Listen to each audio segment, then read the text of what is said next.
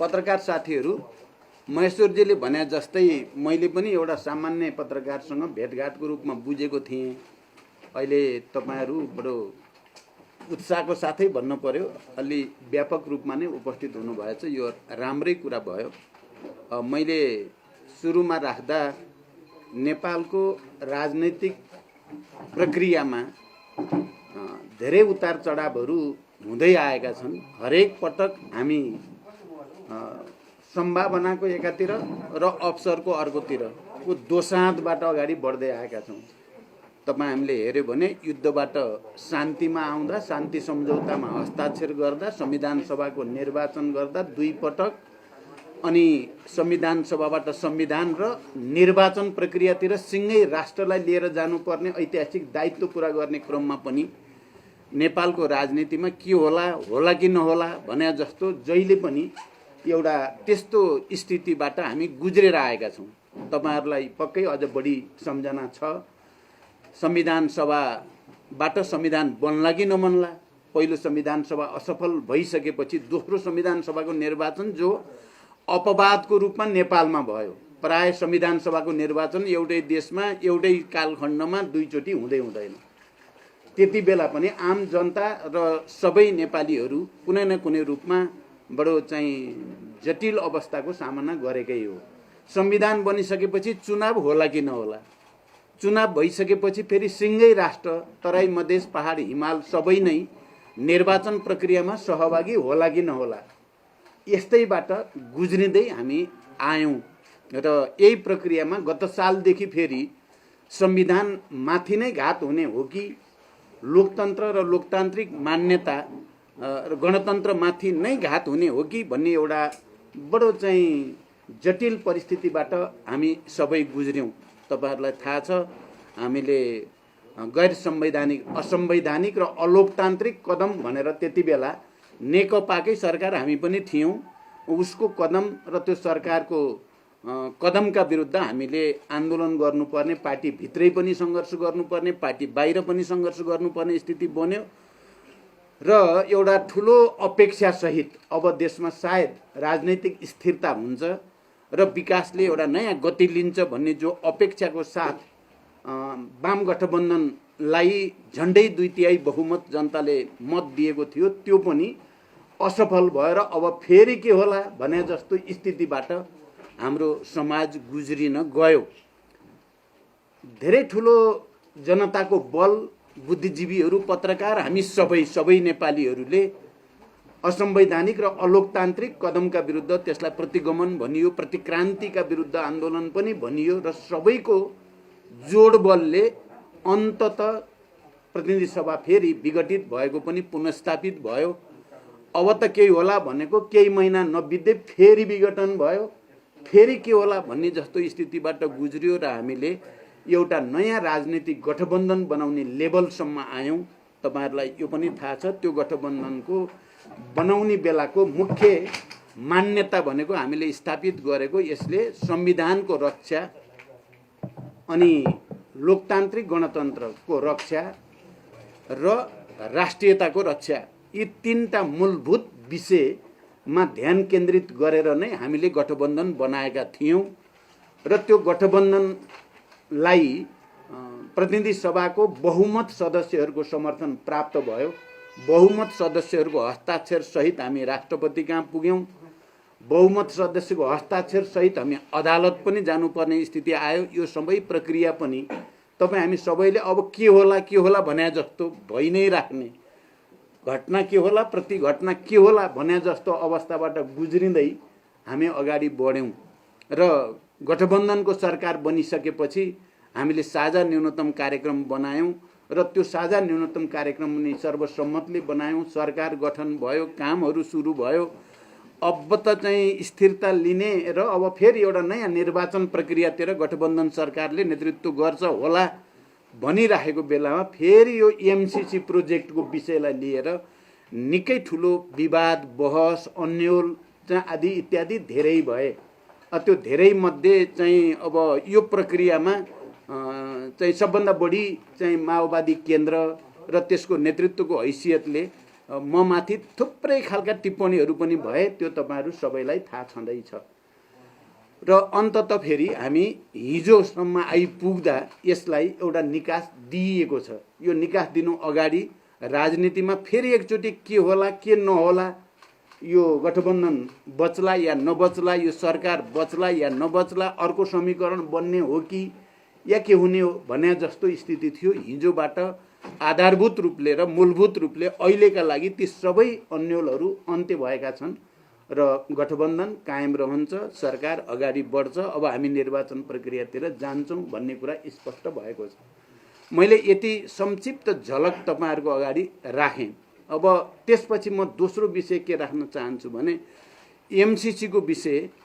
त्यसो त सुरुमा हाम्रै पार्टीको नेतृत्वको सरकार भएको बेलामा नै यो एमसीसी प्रोजेक्ट बारे छलफल बहस सुरु भएको हो र त्यसपछि विभिन्न सरकारहरू हुँदै चाहिँ जाने क्रममा पछिल्लो चोटि खास गरी नेकपाकै सरकार भएको बेलामा चाहिँ यो विषय विवादित हुन पुग्यो। पहिला त हामी सबै खुसी थियौं, ल अमेरिकी सरकारले एमसीसी मार्फत नेपाललाई अनुदान रकम झन्डै 55 अरब दिने भन्ने कुराले कसलाई खुसी लाग्दैन, सबैलाई खुसी लाग्ने नै कुरा भयो। हाम्रो पूर्वाधार विकासको निम्ति, ट्रान्समिसनको निम्ति अनुदानको रूपमा त्यत्रो पैसा आउँछ भनेपछि कसैको पनि विमति पनि थिएन, विवाद पनि थिएन। यो त राम्रो कुरा भयो भन्ने नै थियो। तर नेकपाको सरकार भएपछि यो विवादमा त्यति बेला अलि गम्भीर ढङ्गले आयो जति बेला यो सम्झौता एमसीसी प्रोजेक्टलाई आईपीएस को अंग भनेर भनियो। स्वयं अमेरिकाका केही मन्त्रीहरूले स्टेट डिपार्टमेन्टका केही डकुमेन्टहरूमा त्यो कुरा आइसकेपछि एक त दोस्रो नेपालका तत्कालीन परराष्ट्र मन्त्री प्रदीप गेवाली चाहिँ 25 वर्षपछि नेपालको तर्फबाट अमेरिकाको औपचारिक भ्रमण गर्ने पहिलो परराष्ट्र मन्त्री हुनुहुन्थ्यो। उहाँ गएपछि चाहिँ नेपाल पनि आईपीएसकै सदस्य भयो भन्ने खालको समाचार बाहिर आएर त्यसपछि यो विषय अझ बढी विवादमा तानियो, बहसतिर तानियो। त्यसपछि पहिला ओरिजिनल यो सहमति हुँदा यसलाई पार्लियामेन्टबाट रेटिफिकेसन गर्नुपर्ने, अनुमोदन गर्नुपर्ने भन्ने केही पनि प्रावधान थिएन। 2019 मा गएर चाहिँ नेपाल कम्युनिस्ट पार्टीकै सरकार भएको बेलामा रेटिफिकेसन गर्ने भन्ने भएपछि र यसलाई कानुनी हैसियत दिने भनेपछि र त्यसपछि यो अझ बढी विवादित हुन पुग्यो र बहस अगाडि बढ्यो। पत्रकार साथीहरू, मलाई अब यो मेरो लागि खुसीको कुरा पनि छ र बडो चाहिँ अप्ठ्यारो कुरा पनि हो। नेपाल कम्युनिस्ट पार्टी नेकपाको त्यति बेलाको पार्टीमा कार्यकारी अध्यक्षको हैसियतले केन्द्रीय समितिको बैठकको मैले एक्लैले अध्यक्षता गरेको एक मात्र बैठक थियो। चाहिँ केन्द्रीय समितिको बैठक तपाईहरुलाई थाहा छ, राष्ट्रिय सभागृहमा त्यो बैठक सञ्चालित थियो र त्यो बैठकमा यो एमसीसी को विषयमा हाम्रो काफी बहस भयो। पार्टी केन्द्रीय कमिटीमा केपी ओली समेत भएको केन्द्रीय कमिटीमा भयो र मेरै अध्यक्षतामा मैले यसको अझ गम्भीर अध्ययन गरेर मात्रै यसको बारेमा निचोडमा पाउनु उचित हुन्छ। यद्यपि केन्द्रीय कमिटीको अत्यधिक बहुमत एमसीसी विवादित छ, यसलाई के यथास्थितिमा पारित गर्न सकिँदैन भन्ने मत त धेरैको थियो। तर मैले यसलाई अझ गम्भीर अध्ययन गरेर मात्रै निचोडमा पुग्नु उचित हुन्छ भनेर कमरेड झलनाथ खनालको नेतृत्वमा अनि भीम रावल र प्रदीप गेवाली समेतको चाहिँ कार्यदल बनेको कुरा पनि तपाईहरुलाई थाहा छ। म यसकारण मैले यसलाई अलि बढी जोड दिन्छु कि मेरै अध्यक्षतामा बसेको केन्द्रीय कमिटीको बैठकले यो बारेमा पार्टीमा बहस गरायो र यसको बारेमा समुचित निष्कर्षमा पुग्नको लागि भनेर कार्यदल बन्यो र कार्यदलले आफ्नो ढङ्गले अध्ययन गरेर जो निचोड दियो त्यो निचोड यो एमसीसी प्रोजेक्टलाई खारेज गर्ने भन्ने त थिएन, होइन, तपाईहरुले थाहा पाइसक्नु भएकै होला। तर यसमा केही विषयहरू चाहिँ अलिक गम्भीर प्रकृतिका छन्। त्यसकारण यो आईपीएससँग सम्बन्धित कुरा, नेपालको संविधान र एमसीसी कानुनसँग सम्बन्धित कुरा, नेपालको जमिन र अन्य चाहिँ प्राकृतिक साधन स्रोतको स्वामित्वसँग सम्बन्धित कुरा, अनि त्यसमा काम गर्ने अफिसियलसँग सम्बन्धित कुरा, यी केही चाहिँ यस्ता विषय छन् जुन विषयमा चाहिँ परिमार्जन या संशोधन नगरिकन चाहिँ पास गरियो भने यो नेपालको राष्ट्रिय हितमाथि चाहिँ आघात हुन्छ भन्ने सुझाव सहितको प्रतिवेदन त्यो दिएपछि चाहिँ विवाद नयाँ चरणमा प्रवेश गर्यो। त्यति बेला नेकपा भित्रै पनि हामी सचिवालयमा भएका केन्द्रीय कमिटीमा भएका अत्यधिक बहुमत यसलाई परिमार्जन र संशोधन नगरी पारित गर्न हुँदैन भन्नेमा पर्यौं। प्रधानमन्त्री केपी ओली चाहिँ फेरि एज इट इज नै पारित गर्नुपर्छ भन्नेमा पर्नुभयो। उहाँ धेरै ठुलो अल्पमतमा हुनुहुन्थ्यो त्यति बेला। 7 जनाको चाहिँ 9 जनाको सचिवालय त्यति बेला नेतृत्वको टिम, त्यसमध्ये 7 जना चाहिँ यसलाई परिमार्जन र संशोधन गरेर मात्रै पारित गर्नुपर्छ भन्नेमा थियौँ हामी।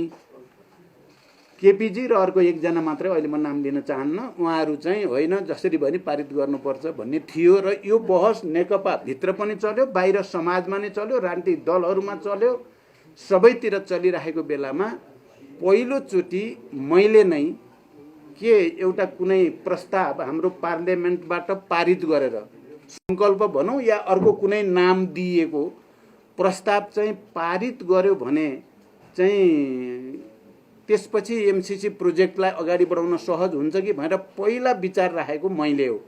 पत्रकार साथीहरू, तपाईहरुलाई स्पष्ट होस् र आम जनतालाई पनि म प्रश्न गर्न चाहन्छु, मैले कुनै न कुनै प्रस्ताव पार्लियामेन्टबाट पारित गरेर यसलाई परिमार्जन भनौँ या यसलाई स्पष्ट पार्ने गरी जान सकियो भने समस्या समाधान हुन्छ कि भने। तर त्यति बेला अहिलेका प्रधानमन्त्री शेरबहादुर देउवा प्रतिपक्षको नेता हुनुहुन्थ्यो। उहाँले चाहिँ यसलाई चाहिँ पारित गर्दा राम्रो हुन्छ भन्दाखेरि मैले कुनै प्रस्ताव पार्लियामेन्टबाट पारित गरेपछि चाहिँ त्यसले सहज हुन्छ कि भन्ने कुरा मैले गर्दा ल ठिक छ भनेर उहाँ सहमत हुनुभएको थियो। उहाँ प्रतिपक्षको नेता हुनुहुन्थ्यो। मैले त्यो कुरा राख्दा उहाँले ठिक छ ल संकल्प भनौँ या अर्को केही भनौँ, एउटा प्रस्ताव पार्लियामेन्टबाट पारित गरौँ र एमसीसीलाई त्यसैसँगै एकैचोटि पारित गरौँ भन्ने कुरा त्यति बेला भयो। यो कुरा पनि मैले आज स्पष्ट गर्नुपर्छ कि त्यति बेला चाहिँ केपी ओली जो प्रधानमन्त्री हुनुहुन्थ्यो, हाम्रै पार्टीमै हुनुहुन्थ्यो, उहाँले चाहिँ संकल्प या अरू कुनै पनि प्रस्ताव चाहिँ जरुरी छैन, एक अक्षर पनि चेन्ज गर्न सकिँदैन, त्यसकारण चाहिँ प्रचण्डहरूले जे भन्न खोजेका छन् त्यसमा मेरो सहमति छैन भनेर चाहिँ शेरबहादुरजीलाई केपीजीले पटक पटक भन्दा नमानेपछि कुनै पनि प्रस्ताव त्यति बेला पारित हुन नसकेको हो। यो कुरा सायद बाहिर अहिलेसम्म आएको छैन। आज म तपाईहरुलाई प्रश्नसँग भन्न चाहन्छु, कुरा त्यहाँसम्म पुगेको थियो। तर त्यसपछि त प्रतिनिधि सभा विघटन भयो, के भयो, मैले अघि चाहिँ संक्षिप्तमा चाहिँ पृष्ठभूमि राखि नै हालेँ। र पछि चाहिँ जब विवाद चर्किँदै गयो यता गठबन्धन बन्यो, हाम्रो चिन्ता चाहिँ के हो भने यो विषयले कहीँ कतै हामी जो प्रतिगमनका विरुद्ध लड्ने भनेर आन्दोलित पनि भयौँ, संविधानको रक्षा, संघीय लोकतान्त्रिक गणतन्त्रको रक्षा, समावेशी समानुपातिकताको रक्षा भनेर सडकबाट र सबैतिरबाट सबै सेक्टर आन्दोलित भएर हामी पुनर्स्थापित भयौँ र अब अलिकति सुरक्षित भयौँ कि भनेको त एमसीसीको कारणले फेरि राजनीतिक दलहरूमा विभाजन, समाजमा विभाजन, राष्ट्र नै विभाजित मानसिकतामा जान थालेपछि मैले चाहिँ यो विषय चाहिँ यसो भयो भने यसको कालान्तरमा या अन्तत हुन के जान्छ भने फेरि संविधानमाथि घात, फेरि लोकतन्त्रमाथि घात होला कि भनेर मैले यसलाई कुनै तरिकाको कुनै उपाय खोज्न सकिन्छ कि भन्ने सन्दर्भमा अलिकति ढिलो लैजाउँ, छलफल गरौँ। त्यसकारण तपाईहरुले ध्यान दिनुभएकै होला, मैले पटक पटक राष्ट्रिय सहमति हुन उचित हुन्छ, यस्तो राष्ट्रिय महत्त्वको संवेदनशील विषय, जनतामा यति धेरै विवाद बहस भइरहेको विषयमा राष्ट्रिय सहमति गर्न उचित हुन्छ भनेर मैले नै प्रस्ताव राखेको हो। र प्रधानमन्त्रीजी त्यसमा सहमत पनि हुनुहुन्थ्यो, गठबन्धनमा त्यसमा सहमति पनि भयो र पटक पटक बालुवाटारमा सर्वदलीय बैठक बोलाइयो पनि, प्रधानमन्त्रीजीले बोलाउनु भयो पनि, तर प्रतिपक्ष नआइदिँदा चाहिँ त्यो फेरि अगाडि जान सकेन। र मैले नै फेरि प्रधानमन्त्रीजीलाई बालकोट गएर भए पनि केपीजीसँग कुरा गर्न पर्यो र यसमा त उहाँको विमति हुने कुरा होइन हिजोदेखि। त्यस कारण राष्ट्रिय सहमति गरेर कसरी यसलाई अगाडि बढाउने टुङ्गोमा लैजाउँ भनेर मेरो सुझाव चाहिँ मैले पटक पटक प्रधानमन्त्रीलाई दिएँ र त्यति बेला राष्ट्रिय सहमति बनाउने उद्देश्यले नै प्रधानमन्त्रीजी बालकोट गएर पनि यसमा तपाईँले मद्दत गर्नु पर्यो पनि भन्नुभयो। तर चाहिँ नेकपा एमाले केपीजीले अर्कै इस्यु जो लिएर चाहिँ सदन अवरोध गर्नु भएको छ त्यही नै सभामुख हटाउनु पर्ने, 14 जना सांसद गैर सांसदलाई सांसद हुन आदि इत्यादि तपाईँहरूले बुझिराख्नु भएकै छ। त्यही कुरा भन्नुभयो भन्ने भयो र त्यो सम्भव भएन। अब यतापट्टि दबाब बढ्दै गएपछि मैले प्रधानमन्त्रीसँग समेत बसेर हामी सकारात्मक ढङ्गले नै सोध्दैछौँ, हामी सबै दलहरूको बिचमा अनि समझदारी बनाउनु परेछ। मैले त्यहाँ चाहिँ गरेको पत्रकार बुद्धिजीवीहरूसँग पनि हामी सहमति समझदारी बनाउन कोसिस गर्छौँ र हामी अन्ततः यसलाई सकारात्मक ढङ्गले नै ल्यान्डिङ गर्छौँ भन्ने पत्र लेखियो। त्यो पत्र लेखेपछि त यति धेरै विवाद छताछुत त्यो पत्र बाहिर आएपछि अब तपाईँहरूले थाहा पाउनु भएको छ। मलाई त मानौ म त भिलेनै जस्तो डबल डिलर जस्तो के कति दिनसम्म त त्यही नै चाहिँ चलि नै राख्यो। जबकि मेरो मनसाय म पुरै गम्भीरताको साथ तपाईँहरूको अगाडि र तपाईँहरू मार्फत आम नेपाली जनता मेरो चाहना चाहिँ राष्ट्रिय सहमति बनोस्, सबैको यस्तो विषयमा विवादित भएर विभाजित समाज बन्न नजाओस्। यसकै कारणले संविधानै फेरि खतरामा पर्ने, लोकतन्त्रै फेरि खतरामा पर्ने हो कि भन्ने जो चित्र देखिन थाल्यो त्यस्तो नहोस् भन्ने मात्रै मेरो मनसाय थियो। कसैलाई झुक्क्याउनु ठग्नु त मेरो मनसाय थिएन। तर मेरो त्यो इमान्दार प्रयास राष्ट्रिय सहमति गर्ने, सबैको बिचमा समझदारी बनाउने मेरो प्रयासलाई यति धेरै के भन्ने त्यसलाई विद्रूपीकरण गरियो भनौँ, यति धेरै भल्गराइज भयो कि मानव प्रचण्ड भन्ने मान्छे त के हो भने जस्तो गरिकन प्रचार भयो। जबकि त्यो त्यस्तो थिएन, कहीँ न कहीँ राष्ट्रिय सहमति बनाउने भन्ने नै थियो। पछि तपाईँहरूले यो पनि देख्नु, त्यो सहमति बनाउने उद्देश्यको साथ नै प्रधानमन्त्री म र केपी ओली बालुवाटारमा एउटा बैठक, किनकि केपी ओली माधव भएको ठाउँमा आउनै नचाहने, अनि मैले पहिल्यै माधवजीसँग कुरा गरेर अब तपाईँलाई त उहाँले चाहिँ अब भएपछि उपस्थितै हुनुहुन्न, त्यसो भएर तपाईँ चाहिँ हाम्रो कुरो मिलेकै छ, हामी कुरा गर्छौँ भनेर उहाँ समेतको सहमति लिएर अनि हामी बालुवाटारमा बैठक बस्यौँ। र मैले के भने यो अब एमसीसी जटिल हुँदै गयो, हुँदा यसले गर्दा राष्ट्रिय हाम्रो एकता नै खलबलिएला जस्तो राजनीतिक दल मैले भन्दाखेरि चाहिँ वास्तवमा विस्तृत शान्ति सम्झौता पछि नेपालमा एउटा नयाँ खालको राजनीतिक एकता बनेकै हो, नयाँ राष्ट्रिय एकता पनि बनेको हो। संविधान सभाबाट संविधान बनेपछि समावेशी समानुपातिकताको आधारमा एउटा नयाँ प्रतिनिधित्व प्रणालीको राज्य पनि बनेकै हो। अब यो एमसीसीकै कारणले नै यो भत्किने हो कि भन्ने चिन्ताले मैले त्यो दिन राखेको थिएँ 3 जना नेताको अगाडि, 2 जना भनौँ। मैले भने कि तपाईँहरू दुवै पक्षको पहिले नै विदाउट रिजर्भेसन यो एमसीसी पास गर्ने, बिना शर्त पास गर्ने भन्ने हो। तपाईँहरू 2 जना मिलेर पास गर्नुभयो भने हामीले चाहिँ हामी अलिकति विमतिवाला पर्यौँ, बिना परिमार्जन बिना संशोधन हुँदैन भन्नेवाला हामी पर्यौँ। हामीलाई त्यही भन्न दिनुहोस्, तपाईँहरू मिलेको चाहिँ मिलेर पास गर्नुहोस्, यसले के फरक पर्छ भन्ने प्रस्ताव थियो मेरो। मलाई लाग्छ त्यो प्रस्ताव पनि राष्ट्रिय सहमतिको एउटा विकल्प थियो, त्यो समझदारीबाट यसलाई टुङ्ग्याइदिने विकल्प थियो। तर त्यसमा पनि सहमति भएन। खास गरी एमाले केपी ओलीजीको सदन नखुली हुँदैन, चाहिँ सांसद नहटाइ हुँदैन, सभामुख नहटाइ हुँदैन भन्ने एकहोरो रटले गर्दा यो समस्या सहज ढङ्गले समाधान हुने देखिएन। त्यसपछि अब सडकमा पनि आन्दोलनहरू चाहिँ देखि नै गयो, बढ्दै जान थाल्यो, विवाद पार्टीहरूभित्र पनि विवाद बढ्दै जान थाल्यो र अन्तिमतिर आउँदा मैले अब यसलाई टुङ्ग्याउनतिर लाग्दैछु। अन्तिमतिर आउँदा मेरो चाहिँ दिमागमा त के हुने भने मैले के चित्र देख्न थालेँ भने यो विषयलाई हामीले ठिक ढङ्गले ह्यान्डल गरिएन भने शान्ति सम्झौता पनि दुर्घटनामा पर्ने चित्र देखेँ मैले। धेरै ठुलो कुरा हो यो। शान्ति सम्झौताका बाँकी काम जो पुरा गर्नु छ हामीले त्यो नै दुर्घटनामा पर्ने खतरा, संविधान त डिरेल हुने खतरा, यो सरकार जाने अर्को सरकार आउने मात्रै हुने देखिएन। यो गठबन्धन टुट्यो भने सरकार एउटा थियो अर्को आयो मात्रै हुने देखिएन। धेरै चिज उल्टिने खतरा देखियो। त्यसो भएपछि हामीले भन्यो, हामीले त पोजिसन पहिला एउटा कुरा के भएको थियो गठबन्धनभित्र र प्रधानमन्त्रीजीसँग भने अब यहाँ त हाम्रो विमति रहिराखेकै छ एमसिसी बारे, त्यसकारण हामीले एउटा शब्द त्यहाँ प्रधानमन्त्रीजीले र मैले प्रयोग गरेका थियौँ र त्यसमा भएको थियो एग्री टु डिसएग्री गरौँ, गठबन्धन पनि नतोडौँ, तपाईँहरू विपक्षमै मत हाल्ने त विपक्षमा मत हाल्ने भनेका थियौँ हामीले, तपाईँहरू विपक्षमै हाल्नुहोस् हामी पक्षमा हाल्छौँ, जिते जिते ठिकै छ, हारे पनि ठिकै छ, गठबन्धन चाहिँ नतोड्ने भन्ने एउटा जेन्टलम्यान एग्रिमेन्ट जस्तो भयो।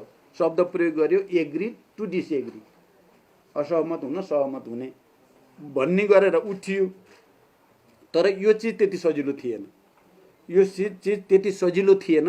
एक दुई दिन त हामीले त्यसलाई प्र्याक्टिस गर्न सकिन्छ कि भनेर कोसिस गरियो, तर त्यस्तो भएन। बरु अब फेरि त्यो कता अगाडि बढ्यो भने गठबन्धन तोड्ने, अर्को समीकरण बनाउने, सरकार बदल्ने आदि इत्यादितिर चाहिँ अगाडि बढ्न थाल्यो।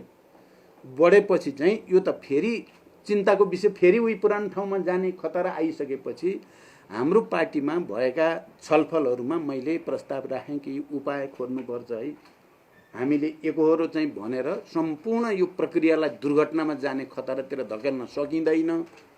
सकारात्मक केही उपाय छ भने हामीले त्यतापट्टि सोच्नुपर्छ भनेर मेरो दिमाग अब कहाँ गयो, अघिको कुरालाई यहाँहरूले सम्झिनु भयो होला, एउटा प्रस्ताव पारित गरौँ पार्लियामेन्टबाट भन्ने मैले पोहोर सालै जे भनेको थिएँ, मेरो क्लिक अब त्यहाँ भयो, यतापट्टि एउटा प्रस्ताव केही हुन्छ कि भन्ने भयो। यही क्रममा चाहिँ हाम्रा पुराना एकजना कर्मचारी, तपाईँहरूले नै चिन्नुहुन्छ, धेरै समयसम्म परराष्ट्र सचिव हुनुभएको, सार्कको महासचिव पनि हुनुभएको थियो सचिवालयको, डाक्टर अर्जुन बहादुर थापा, उहाँसँग भेटियो र केही उपाय हुन सक्छ भन्ने छलफल गर्दा उहाँले थोरै उपाय मलाई बताउनु भयो। त्यति बेला म झलनाथ खनाल र नारायण काजी सँगै थियौँ र हामी सँगै बसेर उहाँको कुरो सुन्दै जाँदा थोरै इन्लाइटन जस्तो हुन्छ नि, यहाँनिर रहेछ है चाहिँ बाटो छिर्ने बाटो, उहाँले बताएको अरू लामो त अहिले मैले भन्नु परेन, तपाईँहरूले बुझिराख्नु भएकै छ। उहाँले मेनली के बताउनु भयो भने माने अन्तर्राष्ट्रिय कानुनको, उहाँ गोल्ड मेडलिस्ट पनि हुनुहुँदो रहेछ र धेरै वर्ष गर्दाखेरि बुझ्नु, अन्तर्राष्ट्रिय कानुनको र दुई देशको बिचको शान्ति के अरे सम्झौता सन्धि ऐन अन्तर्गत आउने कुराको हकमा जेनेभा कन्भेन्सन अथवा के अरे जेनेभा भन्न आयो, भियना कन्भेन्सन अनुसार चाहिँ एउटा पक्षले आधिकारिक ढङ्गले त्यस्तो व्याख्यात्मक घोषणा गर्यो पार्लियामेन्टबाट भने त्यसको कानुनी मान्यता हुन्छ, अर्को पक्षले मान्न पर्छ, इन्टरनेसनल कोर्टमा पनि त्यो मान्यता प्राप्त हुन्छ भन्ने कुरा र यही एउटा उपाय हो भनेर उहाँले बताउनु भयो र हामीलाई कहीँ न कहीँ उज्यालो देखिया जस्तो, यसको समस्या अब समाधान हुने ठाउँतिर गयो भने जस्तो भयो। लगत्तै पछि हाम्रो फेरि लेफ्ट बुद्धिजीवीहरू, कानुनविदहरूसँग पनि कुरा भयो, खास गरी गोविन्द बन्दी यो सम्बन्धी इन्टरनेसनल ल सम्बन्धी उहाँको पनि अहिले राम्रै दखल छ। उहाँले पनि यो चाहिँ बाटो छ, भियना अभिसन्धि अनुसार यसो गर्न सकिन्छ भनेर उहाँले अनि अलि विस्तारपूर्वक पनि बताउनु भयो, त्यहाँ पनि देखियो। त्यही क्रममा गगन थापाहरू पनि यो विषयमा लागिराखेको पनि थाहा पाइयो र त्यहाँ पनि कुरा गरियो। गरेपछि यसलाई बिना शर्त जस्ताको तस्तै यथास्थितिमा सम्झौता अनुमोदन गर्नु नपर्ने एउटा घोषणासहित गर्दा त्यसले कानुनी मान्यता प्राप्त गर्ने रहेछ। यो महाकालीमा गरे जस्तो सङ्कल्प हुने रहेनछ। यहाँ कतिले महाकाली जस्तै हो, यो केही नै होइन भन्ने छ नि, त्यो होइन रहेछ भन्ने भएर यहाँ मलाई एकजना चाहिँ विद्वान चाहिँ कानुन व्यवसायी भनौँ या चाहिँ अधिवक्ताले मलाई एउटा चिठी दिनुभयो र यसले मेरो लागि चाहिँ निकै ठुलो मनोबल यसले दियो मलाई। यो तपाईँहरूले चिन्नु पनि हुन्छ, के अरे डाक्टर सूर्य प्रसाद सुवेदी भन्ने जो लन्डनमा बस्नुहुन्छ र ख्यातिप्राप्त अन्तर्राष्ट्रिय लयरको रूपमा हुनुहुन्छ। उहाँ इन्टरनेसनल लकै उहाँ चाहिँ एउटा विद्वान हो, चाहिँ स्थापित व्यक्तित्व हो जसलाई विश्वका विभिन्न देशले बोलाउँछन् उहाँलाई। एउटा नेपालीको छोरा भए पनि उहाँ ख्यातिप्राप्त हुनुहुन्छ। उहाँले मलाई सुझावको रूपमा मेरै नाममा चिठी लेख्नु भएको छ, यो कन्फिडेन्सियल भनेर। यो चिठी छ तपाईँको 3-4 पेजको र यो 4 पेजको चिठीले चाहिँ पुरै कन्फिडेन्स दिन्छ कि यो एमसिसीलाई यथास्थितिमा पारित नगर्ने कानुनी अन्तर्राष्ट्रिय रूपले मान्यता प्राप्त कानुनी बाटो छ्याङ्ग पार्नु भएको छ उहाँले। यो छ, यसो गर्यो भने चाहिँ मतलब अर्को पक्षले पनि मान्न पर्छ, एक्सेप्ट गर्नुपर्ने हुन्छ। गरेन भने स्वतः खारेज हुने ठाउँमा पुग्छ, त्यो प्रोजेक्टै खारेज हुने ठाउँमा पुग्छ भन्ने कुरालाई उहाँले कानुनी रूपले, यो पोलिटिकल भन्दा नि कानुनी रूपले त्यो कुरा क्लियर गरेपछि अनि मेरो चाहिँ कम्तीमा पनि मैले जसले परोदेखि अलिअलि उपाय केही छ कि पार्लियामेन्टबाट प्रस्ताव पास गरेर भन्नेवाला परे म पहिलो। अहिले रामचन्द्र पौडेलले हिजो पनि भन्नुभयो हाम्रो गठबन्धनको बैठकमा, तपाईँले हो नि यो सुरु गरे त भन्नुभयो। हो त म त राष्ट्रिय सहमति बनाउने कसरी होला भन्ने चिन्ता हो, सबै चिज उल्टिने हो कि भन्ने चिन्ताले हो भने मैले। र यो भएपछि हाम्रो पार्टीको चाहिँ लिडरसिपका चाहिँ सिनियर लिडरहरूको बैठकमा मैले यी सबै तर्कको आधारमा अब दायाँ बायाँ गर्न हुँदैन, देशलाई दुर्घटनामा जान दिन हुँदैन। अब हामीले एउटा इन्टरप्रिटेटिभ चाहिँ डिक्लेरेसन अथवा व्याख्यात्मक घोषणा सहित एमसिसीमा जोडेर एकैचोटि पारित गरियो भने त्यो त्यसको अङ्ग बन्छ। त्यही बिचमा फेरि केही साथीहरूले अमेरिकन दूतावासमा गएर कुरा पनि गर्नुभयो, यो एक्सेप्ट हुन सक्छ भन्ने सङ्केत पनि आयो। त्यो सङ्केत आइसकेपछि र यसको सबै चाहिँ लिगल चाहिँ परिस्थितिहरूको चाहिँ विचार गरिसकेपछि हाम्रो पार्टीमा हामीले यसलाई अब यो घोषणासहित पारित गरिदिनुपर्छ भन्ने निर्णय गरियो। यद्यपि केही साथीहरूको विमति रह्यो, तपाईँहरूले थाहा पाइराख्नु भएकै छ। त्यसपछि तुरन्तै गठबन्धनको बैठक बसियो र हिजो बेलुकासम्म आउँदा यो पारित भयो। र मलाई चाहिँ र हाम्रो पार्टीलाई, किनकि म शान्ति सम्झौताको एउटा हस्ताक्षरकर्ता हुनुको नाताले संविधान सभाबाट संविधान बनाउन धेरै नै मेहनत गर्ने एउटा पात्र हुनुको नाताले पनि संविधान बनिसकेपछि निर्वाचन गराउन तराई मधेसदेखि सबैलाई चाहिँ एक ठाउँमा ल्याउन धेरै मेहनत गरेको पात्र हुनुको पार्टी हुनुको नाताले र अहिले फेरि राष्ट्रिय सहमति भत्किन्छ कि भन्ने चिन्ताको साथ मैले कहिले चिठी लेखेर हुन्छ कि कहिले के गरेर हुन्छ कि भनेर भन्दै गरेको नाताले पनि हिजो यो पारित भएपछि म निकै खुसी छु। देश दुर्घटनाबाट बच्यो, संविधान बच्यो, गठबन्धन बच्ने कुरा त त्यति ठुलो मान्दिनँ म चाहिँ। संविधानै, किनभने पोहोर साल त हामी त्यही हो नि, अब त्यही प्रवृत्तिहरू एक ठाउँमा जाने स्थिति बन्यो भने त अप्ठ्यारो आउँछ। त्यसबाट बचेको छ र यसले कानुनी र वैधानिक बाटो प्राप्त गरेको छ। यो विशुद्ध हामीले पहिला गरेको आफ्नो सङ्कल्प मात्रै होइन, यो इन्टरनेसनल लद्वारा इस्टाब्लिस भएको प्रक्रिया र मान्यता हो। अहिले कतिपय साथीहरूलाई होइन यो कागजको खस्तो हो, यसको केही अर्थै छैन, यो ठगपत्र हो के भन्छन्, निकै ठुलो भ्रम छर्छन्। हामी सबैले गर्व गर्नुपर्छ, राष्ट्र फेरि एकताबद्ध भएको छ, राजनीतिक दलहरू फेरि एक ठाउँमा उभिएका छन्, नेपाली समाज विभाजित हुनबाट बचेको छ र विकास निर्माणको निम्ति आएको परियोजनालाई हामीले हिजो 12 बुँदे जो चाहिँ घोषणा गरेका छौँ त्यसले आर्थिक परियोजनाको रूपमा विकासलाई पनि निकास दिएको छ।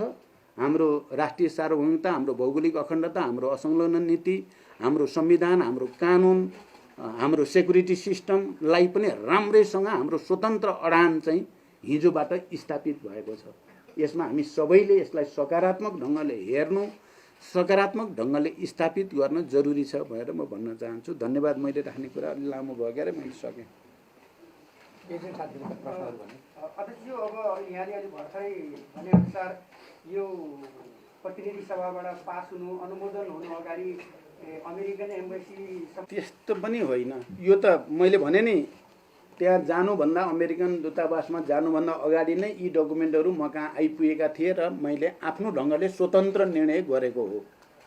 गरेपछि यसलाई अमेरिकाले पनि एक्सेप्ट गरिदियो भने राम्रो कुरा हुन्छ भनेर पछि गइया हो र त्यसलाई अमेरिकाको पनि सकारात्मक आएपछि त झन् राम्रो कुरा भयो।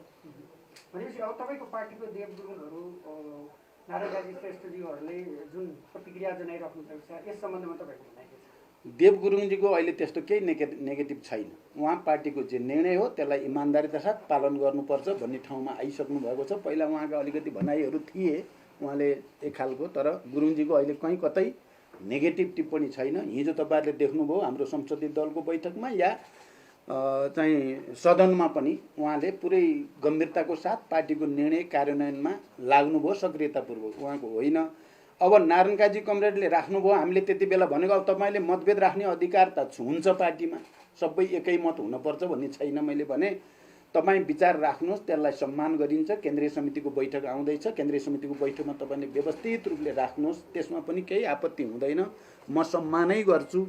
मैले पनि अस्तिसम्म चाहिँ यो बाटो चाहिँ पुरै क्लियर नहुँदासम्म चाहिँ समस्या हुन्छ भनेकै हो, तर अहिले म चाहिँ छ्याङ्ग भएको छु। यो राम्रो चिज हो भन्नेमा तपाईँको छ भने राख्नु, बाहिर चाहिँ नबोल्नुहोस् भन्ने भएको थियो, तर उहाँ बाहिर जानुभयो, उहाँलाई लाग्छ अब यो भनेपछि चाहिँ सबै भयभरका कार्यकर्ता मैतिर केन्द्रित हुन्छन् भन्ठान्नु भयो होला, जनता जति हर्रै मैतिर आउँछन् भन्ठान्नु भएको होला, तर उहाँले चाहिँ त्यसो नगर्नु राम्रो हुन्थ्यो। अझै पनि मैले के भने तपाईँ चाहिँ केन्द्रीय समितिमै व्यवस्थित रूपमा आफ्नो विचार राख्नु, बाहिर राखेर यो यसमा चाहिँ यसको एमसिसीको विरोध गर्ने बित्तिकै सबै जनता एकातिर आउने भए त हाम्रो चाहिँ बिचरा चाहिँ प्रेम सुवाल लगातार मुर्दाबादका मुर्दाबाद गर्नुभएको छ। नेपाल पुरै चाहिँ त्यहीँ जान पर्ने, अरू छन् नि मुर्दाबादका मुर्दाबाद भन्ने जति त सबै उतै लाग्नु पर्ने, त्यस्तो हुँदैन। महाकालीमा बिचरा चाहिँ राष्ट्रघात भयो भनेर वामदेवजी पुरा चाहिँ केन्द्रीय समितिको त्यति बेला एमालेको केन्द्रीय समितिको झन्डै आधा केन्द्रीय लिडरहरू लिएर जानुभयो, भोट आउने बेलामा 0, एउटा नि जित्नु भएन।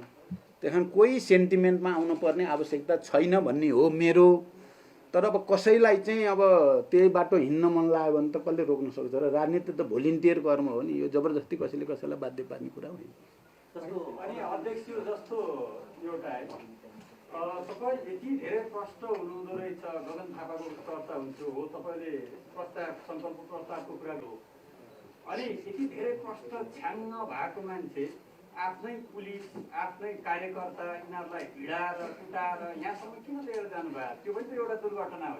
अब हेर्नुहोस्, पुरा अप्ठ्यारो महसुस भएको छ अहिले। मलाई त त्यस्तो भयो। मैले हिजो संसदीय दलको बैठक, ठिक तपाईँले ठिक ठाउँमा उठाउनु भयो, मैले संसदीय दलको बैठकमा सडकमा आन्दोलन गरेर खबरदार नेपालको राष्ट्रिय स्वाधीनता स्वतन्त्रता सङ्कुचित हुन नपाओस्, राष्ट्रघात हुन नपाओस् भनेर गर्ने आन्दोलनकारीलाई मैले धन्यवाद भनेको छु। उहाँहरूले राष्ट्रियताप्रति सजग भएर सडकमा गएर आवाज उठाउनेहरू, हामीले विपक्षमा भोट हाल्छौँ है यो यथास्थितिमा त हामी पास गर्दैनौँ भने त मै हो नि अस्तिसम्म, हामी त्यसो भनेर त्यहाँ बहस गर्नेहरू या तपाईँ पत्रकार साथीहरूले विभिन्न कोणबाट चाहिँ विषयलाई विचारलाई सम्प्रेषण गर्न मद्दत गर्ने सबैलाई मैले धन्यवाद भनेको छु। किनकि यो सबैको त्यो मेहनत नभएको भए यो चाहिँ व्याख्यात्मक घोषणासम्म आउने थिएन।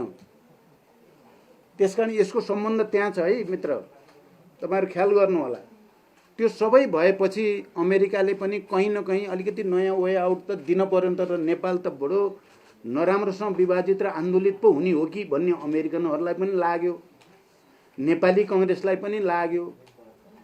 हामी त त्यहाँ छँदै थियौँ, हामीले त त्यही बहस गरिराखेकै थियौँ। त्यो सबैले गर्दा पनि अब सम्झौताको अङ्ग कानुनी हैसियत सहित यो व्याख्यात्मक घोषणा एट्याच हुन पुग्यो हो।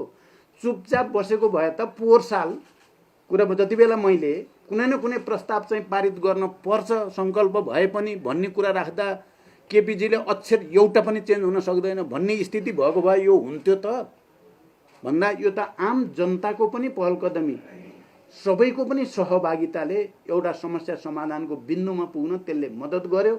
त्यसकारण मैले आधिकारिक रूपमा पनि आन्दोलनमा सहभागी सबैलाई पनि धन्यवाद भनेको छु। उहाँहरूको पनि योगदान छ यो घोषणासम्म ल्याउन। र यो एउटै बनाइयो नि त अब त प्रस्ताव त, अब त नेपालको त सार्वभौम प्रतिनिधि सभाले त्यो सम्झौता र यो घोषणालाई एकैचोटि पास गरेको छ नि, दुईटा अलग अलग प्रस्ताव बनाएर होइन।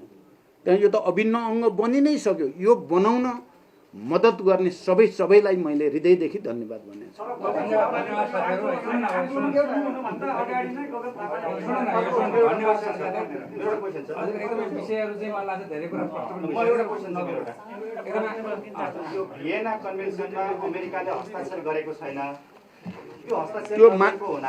अमेरिकाले हस्ताक्षर चाहिँ गरेको छ, अमेरिकन कङ्ग्रेसले पास गरेको छैन मात्रै हो। भियेना कन्भेन्सन हस्ताक्षर गरेको छैन भन्ने सत्य होइन। भियेना कन्भेन्सनमा अमेरिकाले हस्ताक्षर गरेको छ, कङ्ग्रेसले स्वीकृत गरेको छैन। यसै विषयमा मैले अलिकति जोडे थोरै म यहाँ एक तपाईँलाई प्रकारले सन्धि नै होइन भन्ने पनि गरेका छन्। त्यहाँ तपाईँको अगाडि त्यहाँ 4 पेजको रहस्यमय कुरा छ।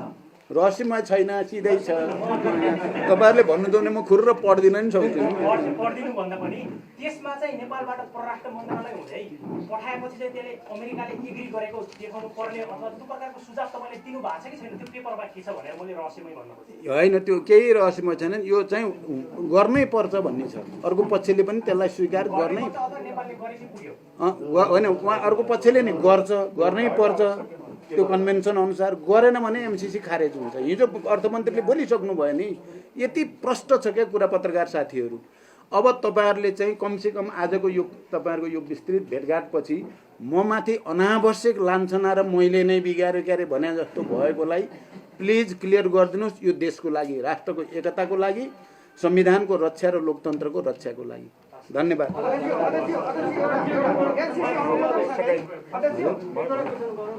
एमसीसी अनुमोदनसँगै विप्लव समूहको फरक हार निस्किरहेको छ।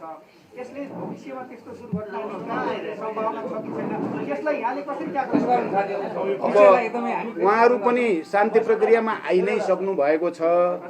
उहाँहरूसँग भएका हिजो केपी ओलीजीले गरेका सम्झौता अनुसार उहाँहरूलाई चाहिँ उन्मुक्ति दिने सबै कुरा गर्नुपर्छ। उहाँले आफ्नो मत राखे पनि शान्तिपूर्ण र वैधानिक ढङ्गले नै जाने कुरा भएको हुनाले समस्या हुँदैन भन्ने लाग्छ। हस् त ल है त।